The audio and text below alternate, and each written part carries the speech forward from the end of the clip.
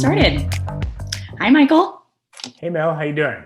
Doing great. Thanks so much for joining today. Hi, everyone. Thanks for joining. Super excited for this latest episode of Spekit Sauces. Today's fireside chat is with someone that I'm really looking forward to speaking with, Michael Daehne, who is the leader at Sense Corp of their digital transformation practice.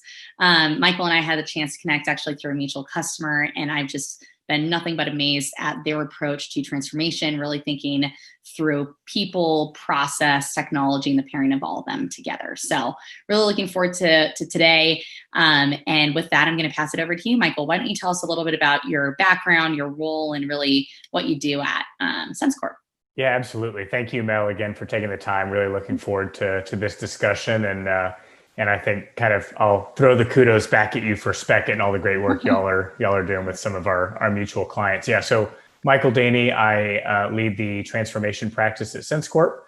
We're a management and technology consulting firm that really focuses on helping our clients navigate their digital transformation journeys. And so you hit the nail on the head with kind of people, process, and technology, right? There's all sorts of fancy consulting frameworks out there, but they all come down to those three tenets. And Sense Corp has a long history in the technical space. And I like to think of the transformation elements as being really the superpowers we need around the people and process components. So looking forward to talking more about some of that with you today.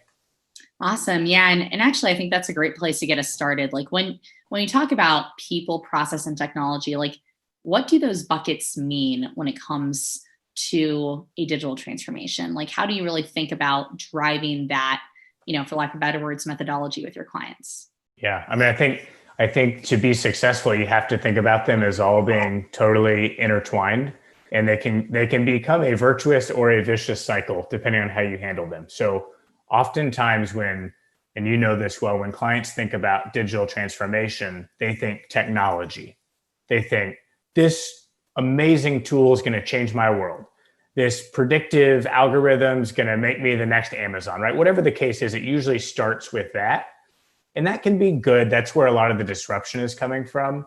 But if you're not thinking about how is this going to change my processes to deliver a better employee experience or a better customer experience, how are my employees and my customers going to adapt to this change? How are they going to institutionalize it? Are they going to resist or push back? I mean, all those elements are what make or break projects. I think the research, and there's some good research out there from McKinsey, some research from Gartner, that it's kind of jarring to look at the failure rate on large transformation programs.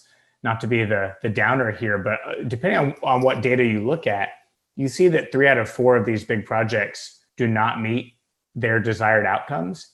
Awesome. And it is rarely the tool's fault. It is rarely the technology's fault. It is almost always because you haven't been as intentional about laying out that vision and that plan for the people and process components and kind of tying it all together. So I think that's the hardest and most interesting part of the work that we do, is helping clients make sure that their employees and customers are well equipped and well prepared to adapt and be part of that transformation, not just be like victims of a technology project.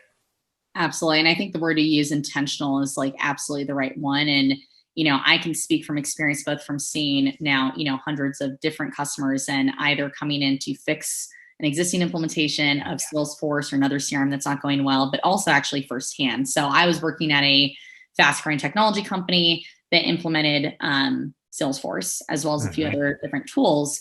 And it was very much so an IT-led project. We didn't have any of the business sponsors involved. We outsourced. They got a lot of things wrong when it came to the actual build and what we needed. But basically all the time and energy went into the scoping and the building, and we rolled it out. And 7 months later, people weren't logging in. There was no adoption of it.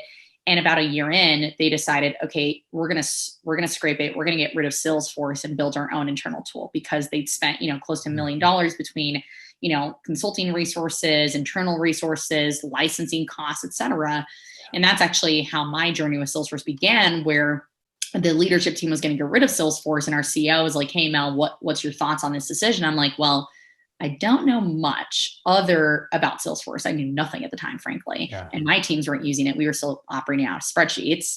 I was like, but we do stare out at the Salesforce tower under construction every day. So what I do know is that they're doing something right. We did it wrong. And basically over the next 2 years, I went on a journey of and I was like, let me like get my hands dirty and kind of figure things out here. And I spent 2 years re-architecting, and a huge piece of my focus was specifically on, okay, great. If I'm building out this process, have I spoken to the individual stakeholders to understand what their day looks like today, and how, if I can, replicate that and automate it, or at least make it easier in the system, and then B, how I'm going to make it easy for them to actually learn that new tool, because it's still a change in habit, right? Yeah. For them. So I can definitely speak to that piece, and the intentionality of like actually thinking through, okay, the best quote I've ever seen is like, implementation is your end and their beginning. When you think about like IT team, like, as an IT team, you're spending 2 years really thinking through like all the scoping, everything, or several months, depending on the scope of the project. But it's from the day that you roll out that the real work actually starts, which is like, okay, how do we get people actually using the system, excited about the system, et cetera, that I think a lot of companies, unfortunately, fail to recognize. Yeah, and I think, something as you were talking that kind of struck me, that I'll get on my soapbox a little bit because I'm really passionate about this. I think that leadership is such a critical element of transformations. And it's the soft skills and the right approach from leaders at all levels of the organization that often makes or breaks it. And one of our mutual customers and mutual friends, Dan Rich, at Northmark, he, I think, embodies this. He's a CIO, he's an IT leader, but he spends so much of his time seeking to understand the business and the customers and the employees and their experience, so that he's constantly advocating for the end user and customer, and not being stuck in that IT mindset. And I think across clients and organizations, those folks that are able to kind of take the hat of their business function or their IT group off and look at the bigger picture of where the value is in the system and where the waste is in the system in some cases, and design solutions that work for them. That's where you get a lot of really cool momentum and outcomes. Yeah, absolutely. And I think what's especially unique with him too is understanding like how unique your different segments of users are as well, right? And if you look at the factors that affect adoption, so there's not a whole lot of research on that, but there is a study that was done by an Australian research team that I love to quote, where they really broke down the individual factors that impact technology adoption. And they broke it down really to two things. One is essentially like, what's in it for me? So they call it perceived usefulness. And that's the first thing you have to get right. Second is perceived benefits. It's perceived usefulness, and then it's ease of use, right? How easy is it going to be for me? Okay, great. You've sold me on like how I'm going to make more money. You've sold me on how I'm going to either, depending on your role, have a higher NPS score, support more customers, you name it. Great. Now that I'm bought into the actual idea of using the system, and that's where I think most teams go wrong. They skip that part. Great. Now show me how easy it is for me to actually get through with that objective. And then lastly, it's peer influence. So they found that the third highest factor that impacted adoption within organizations was peer influence, which is why, a lot of my conversations with Dan, and I think they've done a great job over at Northmark, and I see that across a lot of teams, is really making sure you're involving business stakeholders that will be those voices for you on the floor, right? Because you don't want to be that IT team that's strictly pushing change, right, to your end users. Like, you want to be able to have an army of champions out there that are really selling the use of Salesforce or whatever other technology you're rolling out to your internal teams. Because if you see that your peers are using it, you're going to be more likely to use it as well. Yeah, I totally agree. And there's some research out there that Jeff Dixon, who from our team, would certainly be talking about if he were here, around this idea of a delegated kind of change management model, of delegating to different champions to kind of build that coalition for change. And one of the interesting things, I think, in this COVID world, and us all working virtually, is it becomes much more challenging to engage those informal networks, kind of the water cooler conversations. Everything feels very formal, right? You set up a Zoom meeting if you want to have a conversation with someone. And so I think the title of this discussion was NextGen Transformation, or NextGen Change Management. And that change management is really tough in a virtual world, not because the training part is harder necessarily. There's great tools, Spekit among them, to help solve that piece. But building that awareness and desire for change and building a coalition can be so difficult in a virtual world. Absolutely.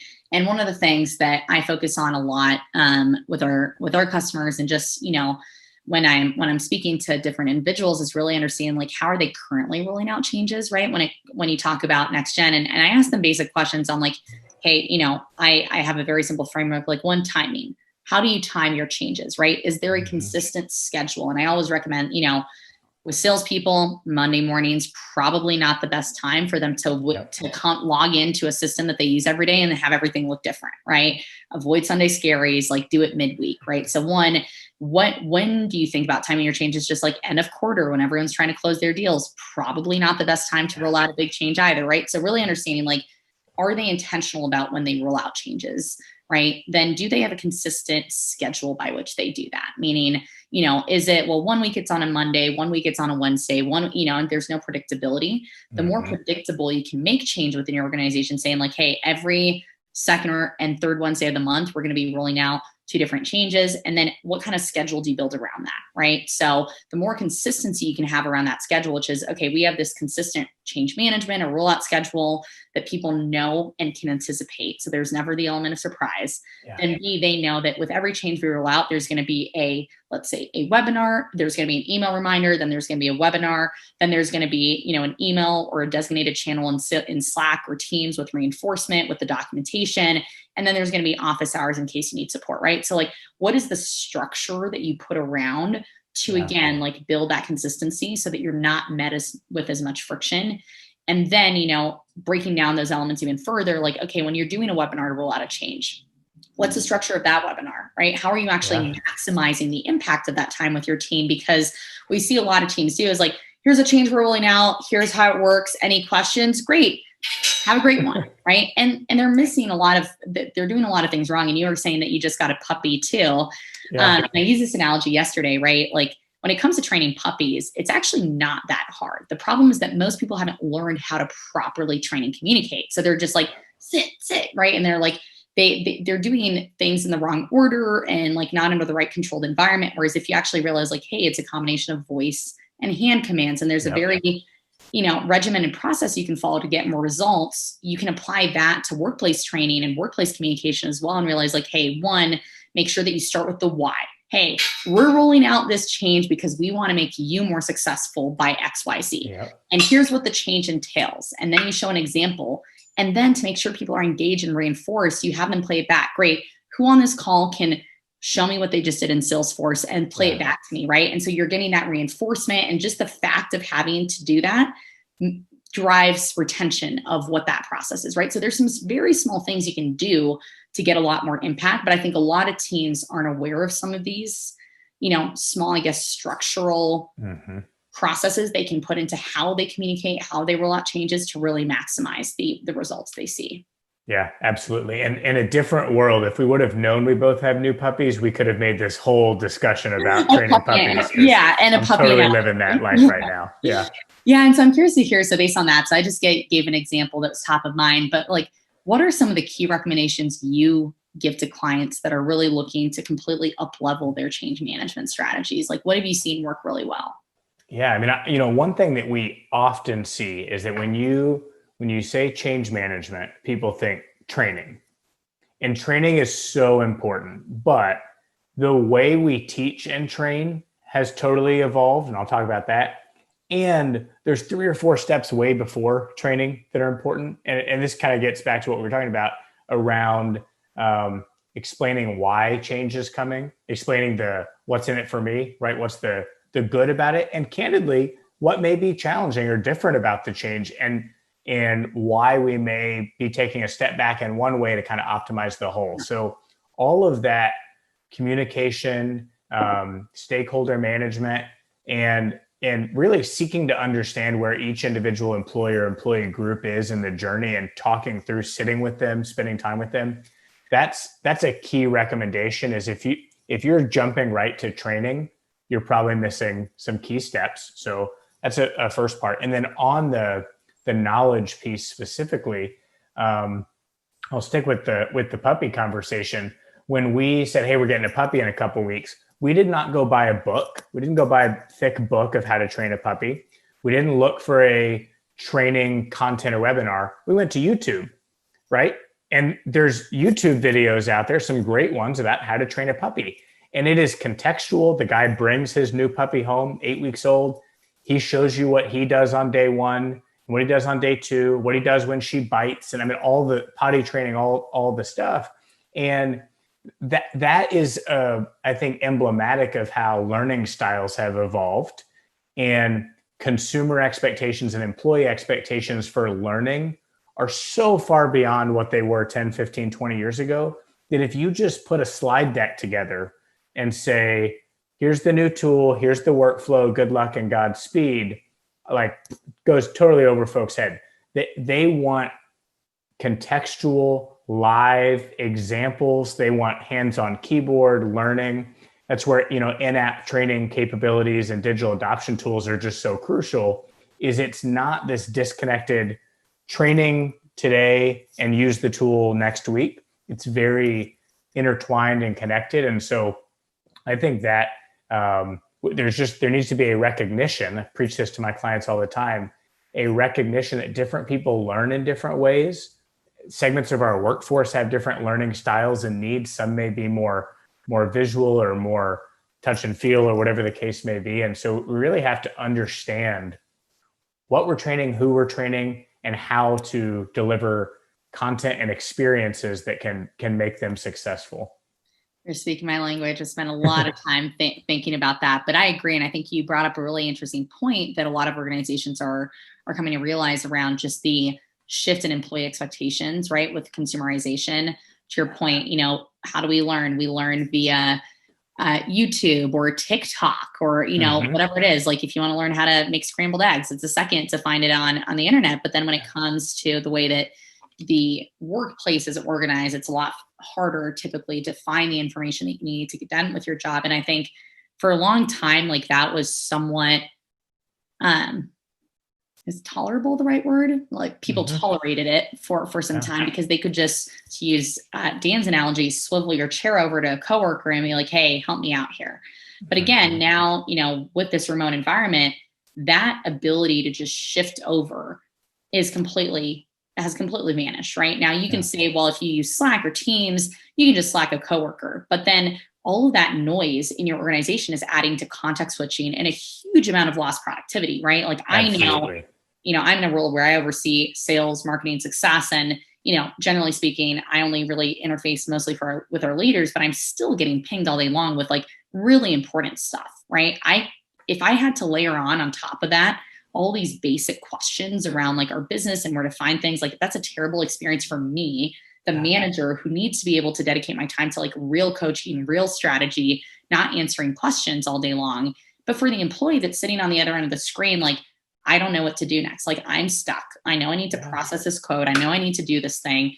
And I don't feel enabled and self-sufficient to get through with that process. It's just an incredibly, frustrating experience. And, I think Dan's, what I've really enjoyed about Dan, and going back to the fact that he's really focused on the employee experience, it really becomes more of a conversation of like, what are you investing in today from a digital transformation standpoint and from a change management standpoint to ensure that you attract the best talent of tomorrow and retain the talent that you have today? Because while I think for a long time, again, that wasn't one of the top interviewee questions that came up, which is like, hey, by the way, how am I going to be onboarded? Right. And I'm starting to see that more in the candidates that we interview. But I think very soon it's like, great. And what's your tool stack? How am I going to be enabled to be successful? Because if you're working at a technology enabled organization and you move to an organization that's behind the curve, you're just not going to be successful. It's just like asking you to go back from like your iPhone to a flip phone. It's like, I'm good. Like, it's just not worth it, Yeah, spot on. And I think that one of the things we're seeing across some specific industries is this great workforce change, right? Where you have a generation of employees and experts retiring or moving towards retirement, and you're backfilling them with a typically younger, different subset of employees who may have different expectations for what tools they need to be successful. And you're spot on that that mindset of designing for your future workforce and designing tools and experiences that are a competitive differentiator as a recruiting tool is where I think a lot of organizations are leapfrogging ahead. And we may not see the results of that for 3, 5, 10 years. But that's how they're attracting a lot of the best talent. Absolutely.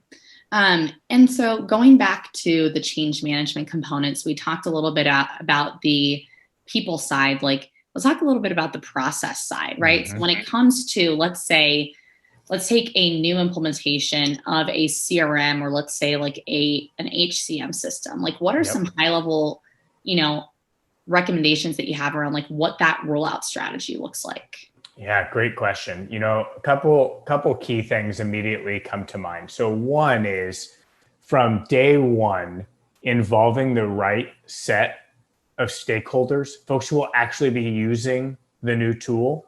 I think this is very understandable, but sometimes there's a tendency to say like, hey, let's make this decision in the C-suite and then we'll tell everybody later. Let's figure this out. We'll go negotiate cost with different vendors and see which one looks shiniest. And then we're going to go kind of have a big reveal. And there's elements of that are understandable. You don't want the whole organization making a decision. But getting the right business users and stakeholders involved from the start and helping them inform the decision-making and selection process is like 10 marbles in the jar immediately for getting their buy-in from an implementation and a training and adoption perspective. So that's one. I think the other one is, we kind of in our world talk about this concept of business readiness. And one element of that is understanding in some level of detail, how does this process work today, right? Talking about process, and how is it going to work tomorrow with this new tool? And really getting down to a level of detail about this process is going to be the same, but with different clicks and maybe different workflow. This process is going to shift because we're going to shift some workflow approval up a level or down a level. We're going to change the fact that you now seek approval for this, but you don't for this.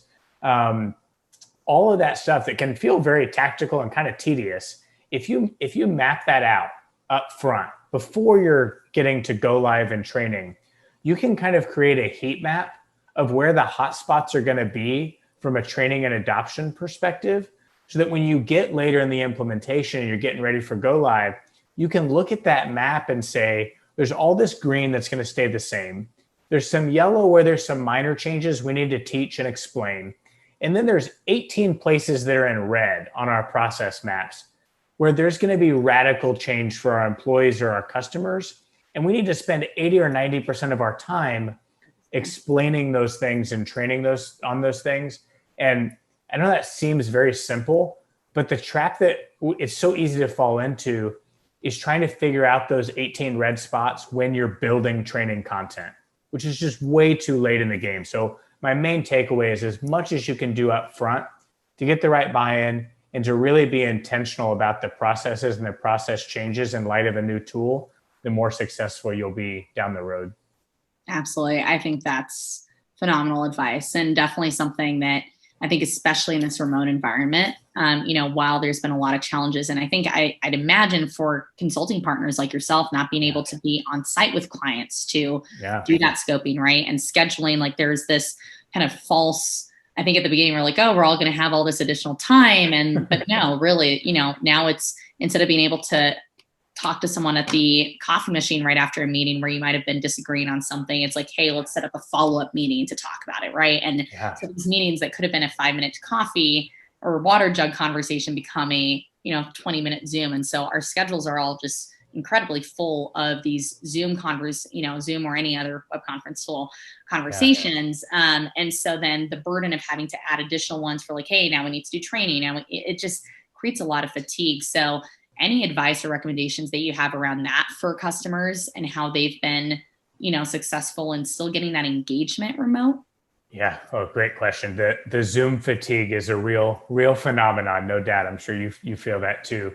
But I think one of the things that we've two things that we've seen be really effective.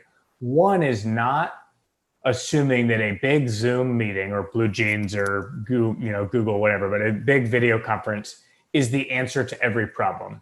So in the same way that I think we've gotten sharper about saying we don't need 30 people in a conference room to solve every problem, I think in the early parts of the pandemic, there was this default to like, let's just set up a video conference and we'll all talk through it.